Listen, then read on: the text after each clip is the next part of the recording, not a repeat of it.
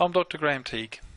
This is a brief video to demonstrate two very simple techniques that you can use now to see if you have spinal imbalances. Now it's these imbalances that cause your pain, whether you have low back pain, sciatica, neck or even upper back pain. Now the first test is very simple. All you're doing is looking at your pelvic height. So all you do is look in a mirror and note if one side of your pelvis is higher than the other. Now, there are two landmarks that you can use. The first is what's called the ASIS, which are the bumps on the front of your pelvis, or alternately, you can just place your hands on top of your hips. Now, what you'll note is that one side of your pelvis is higher than the other, and this creates what's called a rotational imbalance. If your left side is higher, you have what's called an LFP, and if you have the right side higher, you have an RFP. Now, the bigger the height change, the bigger the imbalance is occurring in your spine. And also you can look at the side view of your posture, and this is what detects what's called a tilt type imbalance, where you can have a sway back where the curve in your low back is a lot greater, or you may have a flattened spine.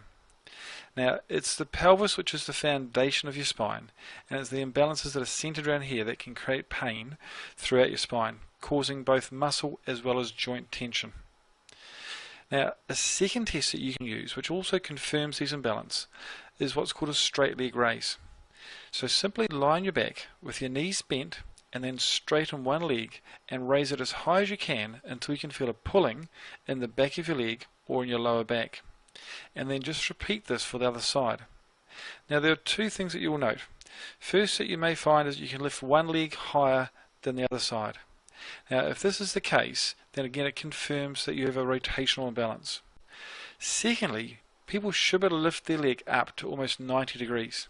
Now, if you find that you can't lift your leg up to 90 degrees, and if both your legs are similar, then you may have those tilt type imbalances. But these two simple tests indicate that there are imbalances in your spine. Now, the greater the change, the more the imbalance.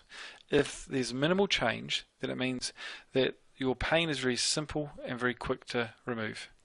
If the imbalances are greater, then pain is still very simple to remove, but it will take a small amount of time to return your spine to balance.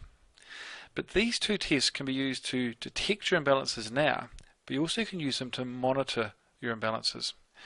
Long-term wise, you can use these same tests to make sure your spine stays in balance, which is important for a long-term future of being